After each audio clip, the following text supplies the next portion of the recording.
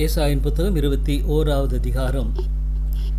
கடல் வனாந்தரத்தின் பாரம் சுழல் காற்று தென் திசையிலிருந்து எழும்பி கடந்து வருகிறது போல பயங்கரமான தேசமாகிய வனாந்தரத்திலிருந்து அது வருகிறது. கொடிய தரிசனம் எனக்கு தெரிவிக்கப்பட்டது. துரோகி துரோகம் பண்ணி பாழாக்குகிறவன் பாழாக்கிக் கொண்டே இருக்கிறான். ஏலாமே எழும்பு, மேதியாவே முற்றுகை போடு, அதனாலே உண்டான தவிப்பை எல்லாம் ஒழிய பண்ணினேன்.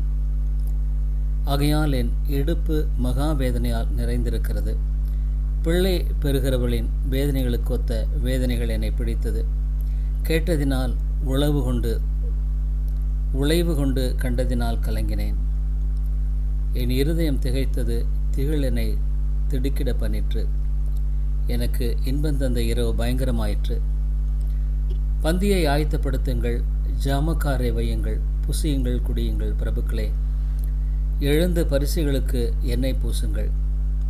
ஆண்டவர் என்னை நோக்கி, நீ போய் காண்பதை தெரிவிக்கும்படி ஜாமக்காரனை வை என்றார்.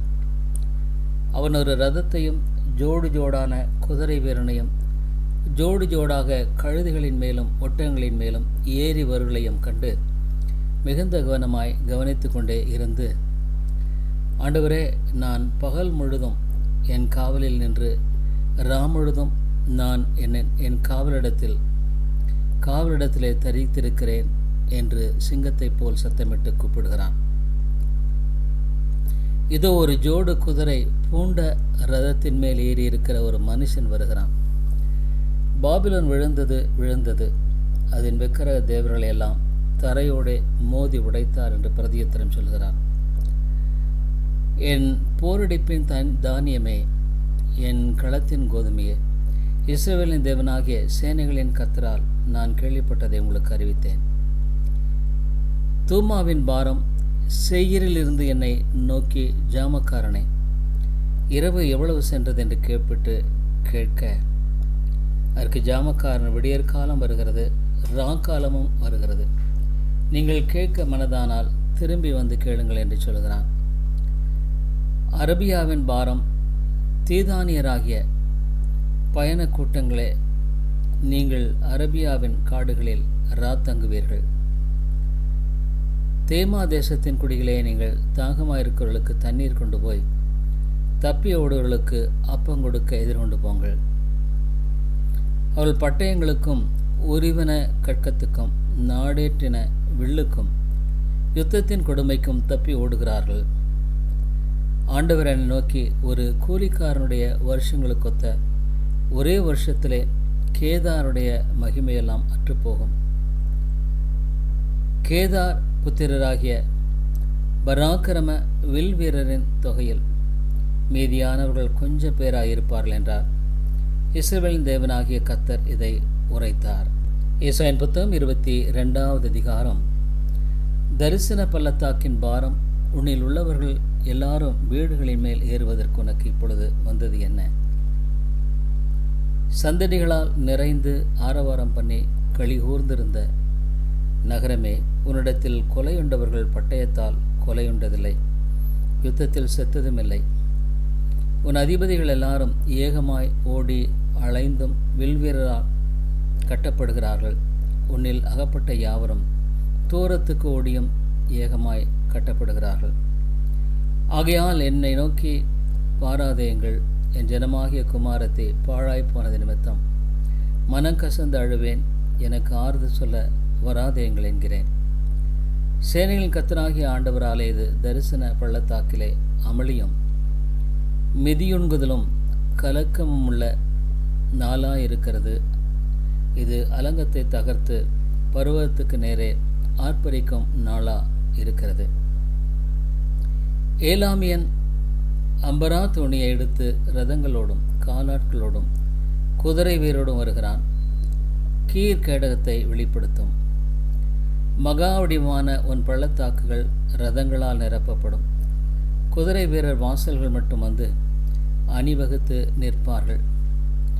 அவன் யூதாவின் மறைவை நீக்கி போடுவான். அந்நாளிலே வன மாளிகையாகிய ஆயுத சாலையை நோக்குவாய். நீங்கள் தாவீது நகரத்தின் இழிதல்கள் அநேகமாயிருப்பதைக் கண்டு கீழ்குளத்து தண்ணீர்களை கட்டி வைத்து எருசலேமின் வீடுகளை எண்ணி அலங்கத்தை அரணிப்பாக்கும்படி வீடுகளை இடித்து 2 மதில்களுக்கு நடுவே பழைய குளத்து தண்ணீர்களுக்கு ஒரு அகழை உண்டு பண்ணுவீர்கள். ஆனாலும் அதை செய்தவரை நீங்கள் நோக்காமலும் அதை ஏற்படுத்தி தூரத்திலிருந்து வரப்பண்ணினவரை கவனியாமலும் போகிறீர்கள். சேனைகளின் கர்த்தராகிய ஆண்டவர் அக்காலத்திலே அழவும் புலம்பவும் மொட்டையிடவும் இரட்டுடுத்தவும் கட்டளையிட்டார். நீங்களோ சந்தோஷித்து கழித்து ஆடு மாடுகளை அடித்து இறைச்சியை சாப்பிட்டு திராட்சை ரசத்தை குடித்து புசிப்போம் குடிப்போம் நாளைக்கு சாவோம் என்று சொல்வீர்கள். மெய்யாகவே நீங்கள் சாகு மட்டும் இந்த அக்கிரமம் உங்களுக்கு நிவர்த்தியாவதில்லை என்று சேனைகளின் கர்த்தராகிய ஆண்டவர் சொல்லுகிறார் என்பது என் செவி கேட்கும்படி சேனைகளின் கர்த்தரால் தெரிவிக்கப்பட்டது. சேனைகளின் கர்த்தராகிய ஆண்டவர் உரைத்ததாவது, நீ அரமனை விசாரிப்பு காரணம் பொக்கிஷ காரணமாகிய செப்னா என்பவனிடத்தில் போய் சொல்ல வேண்டியது என்னவென்றால், உயர்ந்த ஸ்தலத்திலே தன் கல்லறையை வெட்டி கண்மலையிலே தனக்கு வாசஸ்தலத்தை தூண்டுகிறவனைப் போல நீ உனக்கு இங்கே கல்லறையை வெட்டும்படிக்கு உனக்கு இங்கே என்ன இருக்கிறது? உனக்கு இங்கே யார் இருக்கிறார்கள்? இதோ பலவான் ஒருவனை துரத்துகிறவனமாக கர்த்தர் உன்னை துரத்திவிட்டு நிச்சயமாய் உன்னை மூடி போடுவார். அவர் உன்னை உண்டையைப் போல அகலமும் விசாலமான தேசத்திலே சுழற்றி எறிந்து விடுவார்.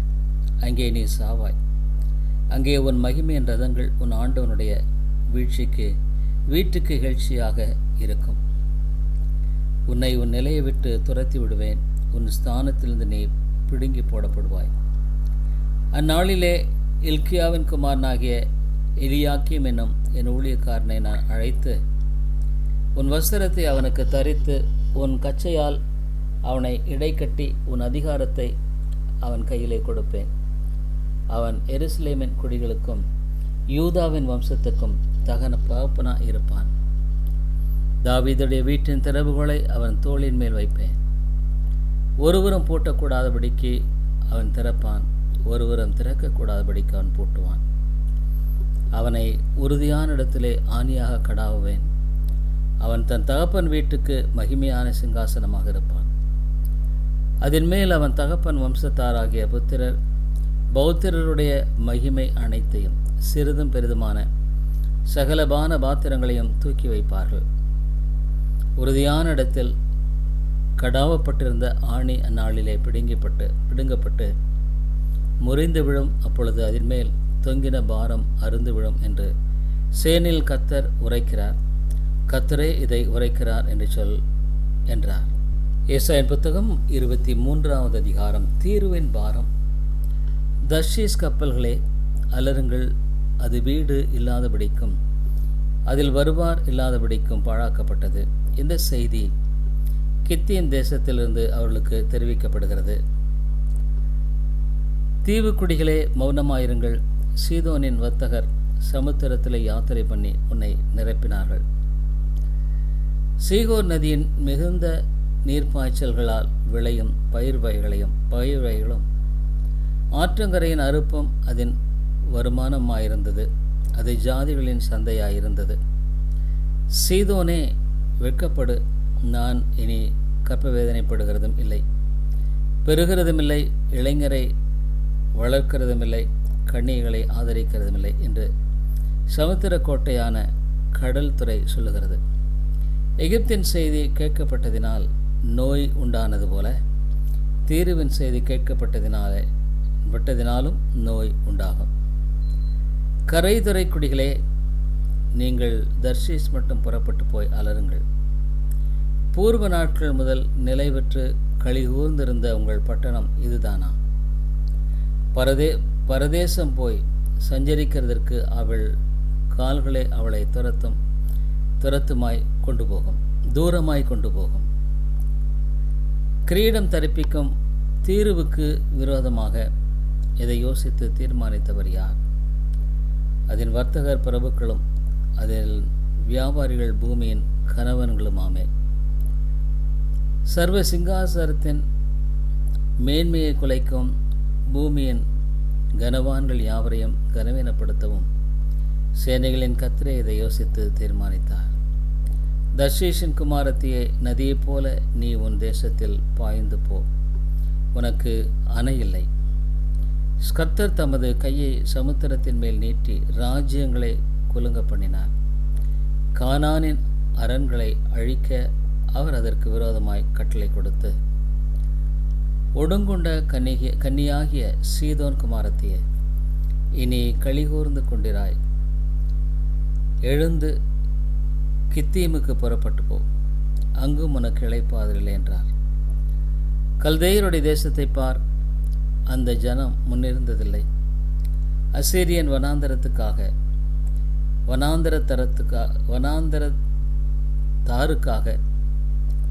அதை அஸ்திபாரப்படுத்தினான். அவர்கள் அதன் கோபுரங்களை உண்டாக்கி அதன் அரண்மனைகளை கட்டினார்கள். அவர் அதை அழிவுக்கென்று நியமித்தார். தர்ஷீஷ் கப்பல்களே, அலருங்கள், உங்கள் அரண் பாழாக்கப்பட்டது. அக்காலத்திலே தீரு ஒரு ராஜாவுடைய நாட்களின்படி 70 வருஷம் மறக்கப்பட்டிருக்கும். 70 வருஷங்களின் முடிவிலே தீருக்கு சம்பவிப்பது வேசியின் பாடலுக்கு சமானமாயிருக்கும். மறக்கப்பட்ட வேசியே, நீ வீணை எடுத்து நகரத்தை சுற்றித்திரி. நீ நினைக்கப்படும்படி அதை இனிதாக வாசித்து பல பாடல்களை பாடு. 70 வருஷங்களின் முடிவிலே கர்த்தர் வந்து தீர்வை சந்திப்பார். அப்பொழுது அது தன் பணயத்துக்கு திரும்பி வந்து பூமியில் உள்ள சகல ராஜ்யங்களோடும் வேசித்தனம் பண்ணும். அதன் வியாபாரமும் அதன் பணயமும் கர்த்தருக்கு பரிசுத்தமாக்கப்படும். அது பொக்கிஷமாய் சேர்க்கப்படுவதுமில்லை, பூட்டி வைக்கப்படுவதுமில்லை. கர்த்தருடைய சமூகத்தில் வாசமாயிருக்கிறவர்கள் திருப்தியாக சாப்பிடவுமில்லை. வஸ்திரங்களை தரிக்கவும் அதன் வியாபாரம் அவர்களை சேரும். ஏசாயின் புத்தகம் 24வது அதிகாரம். இதோ கர்த்தர் தேசத்தை வெறுமையும் பாழுமாக்கி அதை கவிழ்த்து அதன் குடிகளை சிதறடிப்பார்.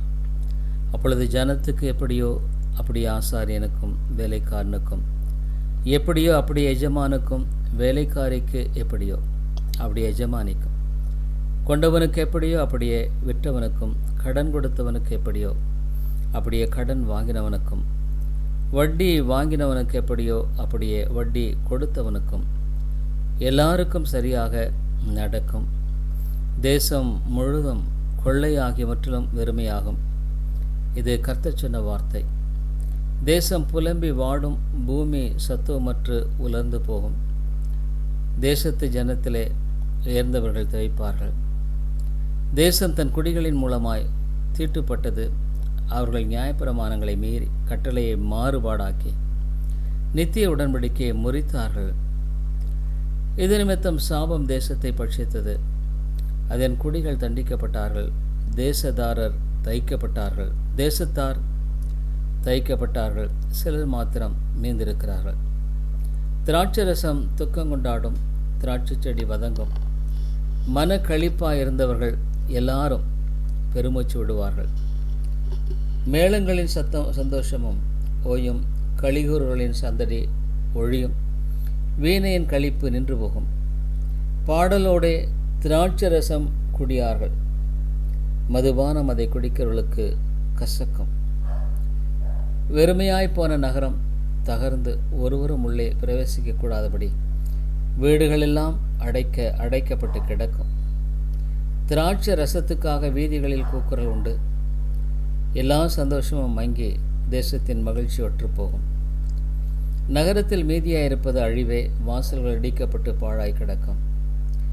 ஒலிவ மரத்தை உலுக்கும் போதும், திராட்சை பழங்களை அறுத்து தீரும் போதும் பின்பறிப்புக்கு கொஞ்சம் மீதியாயிருப்பது போல தேசத்துக்குள்ளும் இந்த ஜனங்களின் நடுவிலும் கொஞ்சம் மீந்திருக்கும். அவர்கள் சத்தமிட்டு கம்பீரிப்பார்கள். கர்த்தருடைய மகத்துவத்தை நிமித்தம் சமுத்திரத்தென்று ஆர்ப்பரிப்பார்கள்.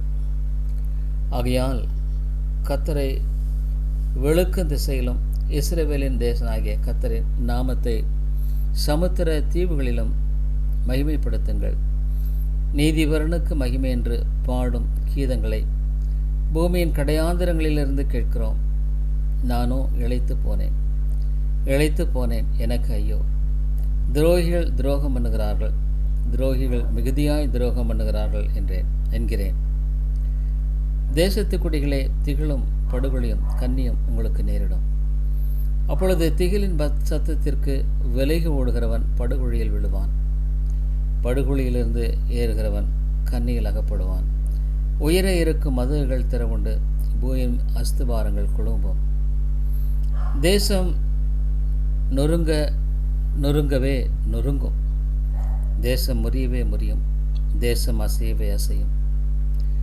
வெறித்தவனைப் போல தேசம் தள்ளாடி ஒரு குடிலை போல பெயர்த்து போடப்படும். அதன் பாதகம் அதன் மேல் பாரமாய் இருக்கையில் அது விழுந்து போகும், இனி எழுந்திராது. அக்காலத்தில் கர்த்தர் உன்னதமான சேனையை உன்னதத்திலும் பூமியின் ராஜாக்களை பூமியிலும் விசாரிப்பார். அவர்கள் கெபியில் ஏகமாய் கட்டுண்டவர்களாக சேர்ந்து காவலில் அடைக்கப்பட்டு அநேக நாள் சென்ற பின்பு விசாரிக்கப்படுவார்கள். அப்பொழுது சேனைகளின் கர்த்தர் சீயோன் மலையிலும் எருசலேமிலும் ஆளுகை செய்வதால் சந்திரன் கலங்கும், சூரியன் நாணமடையும். அவருடைய மூப்பர்களுக்கு முன்பாக மகிமை உண்டாயிருக்கும். ஏசாயின் புத்தகம் 25வது அதிகாரம். கர்த்தாவே, நீரின் தேவன், உம்மை உயர்த்தி உமது நாமத்தை துதிப்பேன். நீர் அதிசயமானவர்களை செய்தீர். உமது பூர்வ ஆலோசனைகள் சத்தியமும் உறுதியுமானவர்கள். நீர் நகரத்தை மண்மேடும் அரணான பட்டணத்தை பாழுமாக்கினீர். அந்நியரின் ராஜதானியை ஊராயிராதபடிக்கும் என்றைக்கும் கட்டப்படாதபடிக்கும் செய்தீர். ஆகையால் பலத்த ஜனங்களுமை மகிமைப்படுத்துவார்கள். கொடூரமான ஜாதிகளின் நகரம் மக்கு பயப்படும். கொடூரமானவர்களின் சீரல் மதிலை மோதியடிக்கிற பெருவெள்ளத்தை போல் இருக்கையில் நீர் ஏழைக்கு பலனும் நெருக்கப்படுகிற எளியவனுக்கு திடனும் பெருவெள்ளத்துக்கு தப்பும் அடைக்கலமும் வெயிலுக்கு ஒதுங்கும் நிழலும் ஆனீர். வறட்சியான இடத்தின் காங்கை மேகத்தினால் தணிவது போல் அந்நியரின் மும்முரத்தை தணிய பண்ணுவீர். மேகத்தின் நிழலினால் வெயில் தணிகிறது போல பலவந்தரின் ஆரவாரம் தணியும். சேனையில் கர்த்தர் இந்த மலையிலே சகல ஜனங்களுக்கும் ஒரு விருந்தை ஆயத்தப்படுத்துவார். அது கொழுமையான பதார்த்தங்களும் பழமையான திராட்சரசமும் ஊனும் நினமும் உள்ள பதார்த்தங்களும் தெளிந்த பழமையான திராட்சரசம் நிறைந்த விருந்தாயிருக்கும். சகல ஜனங்கள் மேலும் உள்ள முக்காட்டையும் சகல ஜாதிகளையும் மூடியிருக்கிற மூடலையும் இந்த மலையிலே அகற்றி போடுவார். அவர் மரணத்தை ஜெயமாக விளங்குவார். கர்த்தராகிய தேவன் எல்லா முகங்களிலும் இருந்து கண்ணீரை துடைத்து தமது ஜனத்தின் நந்தையை பூமியில் இராதபடிக்கு முற்றிலும் நீக்கி விடுவார். கர்த்தரே இதை சொன்னார். அக்காலத்தில் இதோ, இவரே நம்முடைய தேவன், இவருக்காக காத்திருந்தோம், இவர் நம்மை ரட்சிப்பார். இவரே கர்த்தர், இவருக்காக காத்திருந்தோம், இவருடைய ரட்சிப்பினால் களிகூர்ந்து மகிழ்வோம் என்று சொல்லப்படும். கர்த்தருடைய கரம் இந்த மலையிலே தங்கும். கூளம் எருக்களத்தில் மிதிக்கப்படுவது போல மோவாப் அவர் கீழ் மிதிக்கப்பட்டு போகும். நீந்துகிறவன் நீந்துவதற்காக தன் கைகளை விரிப்பது போல் அவர் தமது கைகளை அவர்கள் நடுவிலே விரித்து அவர்கள் பெருமையும் அவர்கள் கைகளின் சதிய சற்பனங்களையும் தாழ்த்தி விடுவார். அவர் மதில்களுடைய உயர்ந்த அரணை கீழே தள்ளி தாழ்த்தி தரையிலே தூளாக அழிப்பார். பக்தரின் கீதம்